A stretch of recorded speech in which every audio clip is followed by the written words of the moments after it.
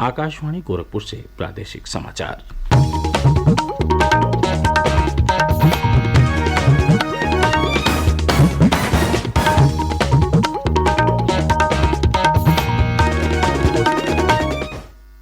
नमस्कार, समाचार बुलेटिन के साथ मैं वेद प्रकाश पाठक।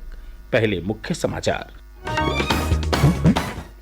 प्रधानमंत्री नरेंद्र मोदी ने लोगों से आगामी त्योहारों के दौरान प्लास्टिक के बजाय स्थानीय थैलों का उपयोग करने का आग्रह किया। आकाशवाणी से मन की बात कार्यक्रम में मेरठ के कबाड़ से जुगाड़ अभियान की सराहना की। मुख्यमंत्री योगी आदित्यनाथ ने पंडित दीनदयाल उपाध्याय की जयंती पर लखनऊ में किसानों को संबोधित किया। कहा, सरकार हर संकट के समय किसानों के साथ खड़ी है। पूर्व उप मुख्यमंत्री दिनेश शर्मा ने कहा, मदरसों के सर्वे का मकसद वहां तालीम हासिल कर रहे विद्यार्थियों को आधुनिक सुविधाएं देना है। और शारदीय नवरात्र का पर्व आज से शुरू, मंदिरों में तड़के से ही श्रद्धालुओं की भारी भीड़।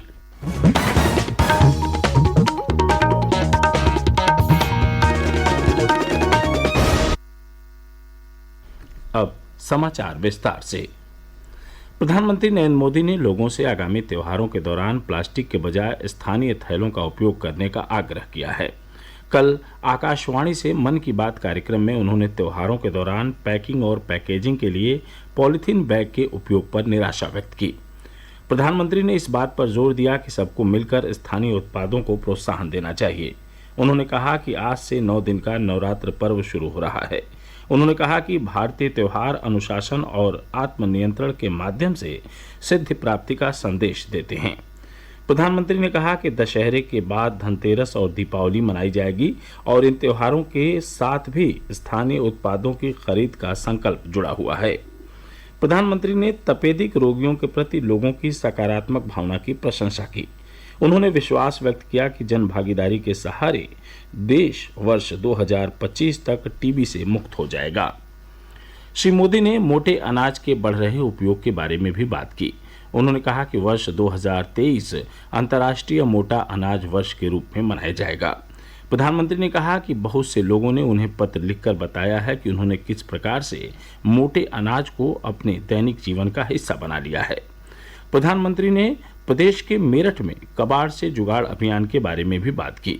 उन्होंने मेरठ जिला प्रशासन की सराहना करते हुए कहा कि कबाड़ के सामान से शहर के चौराहों और पार्कों का सौंदर्यीकरण कम खर्च पर सार्वजनिक स्थलों को सुंदर बनाने का उदाहरण प्रस्तुत करता है।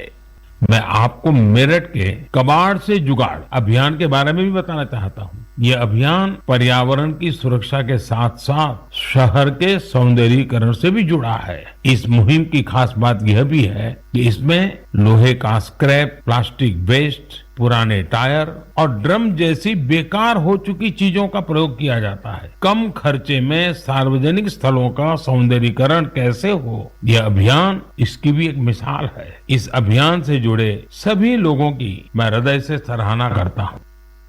मुख्यमंत्री योगी आदित्यनाथ ने कहा है कि प्रदेश सरकार किसानों की आय बढ़ाने के लिए उन्हें हर संभव मदद दे रही है। पंडित दीनदयाल उपाध्याय की जयंती पर कल लखनऊ में किसानों को संबोधित करते हुए उन्होंने कहा कि प्रधानमंत्री नरेंद्र मोदी ने वर्ष 2014 में किसानों की आय दोगुनी करने की बात कही थी। श्री योगी ने कहा कि आज प्रदेश में किसानों की आमदनी दोगुने से अधिक बढ़ी है। उन्होंने कहा कि इस वर्ष प्रदेश के 62 जनपदों में समय से वर्षा नहीं हुई। ऐसे सभी जनपदों में सरकार किसानों को दलहन, तिलहन और सब्जी के बीज उपलब्ध करा रही है। उन्होंने कहा कि बाढ़ से प्रभावित 12 जिलों में 876 करोड़ रुपए किसानों के लिए मुआवजे के रूप में भेजे गए हैं। श्री योगी ने कहा कि सरकार हर संकट के समय किसानों के साथ खड़ी है। इस अवसर पर मुख्यमंत्री ने राजकीय कृषि प्रक्षेत्रों के लिए 21 ट्रैक्टरों को हरी झंडी दिखाकर रवाना किया।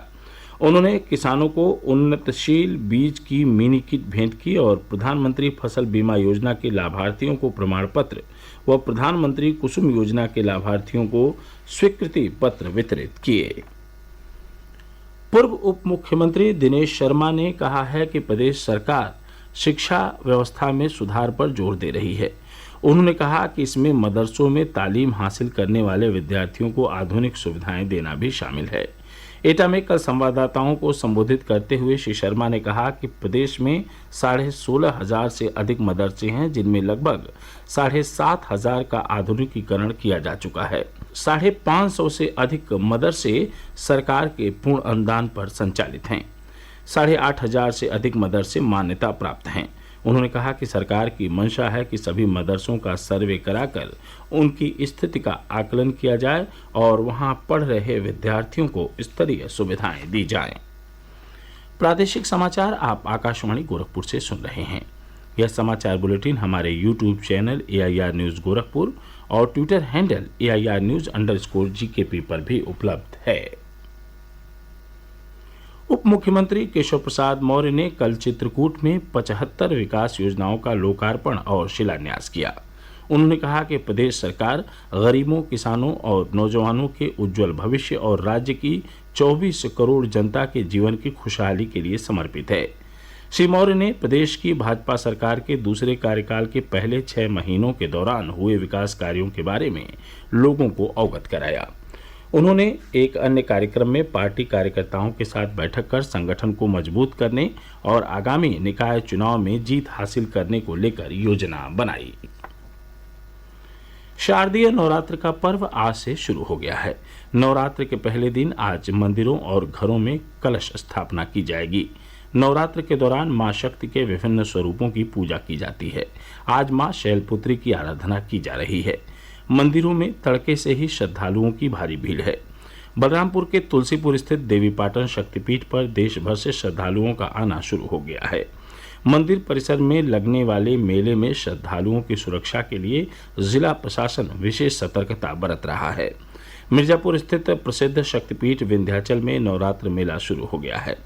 परिवहन विभाग विभिन्न जनपदों से विंध्याचल धाम पहुंचने वाले श्रद्धालुओं के लिए 150 से अधिक अतिरिक्त बसें चला रहा है। एक रिपोर्ट।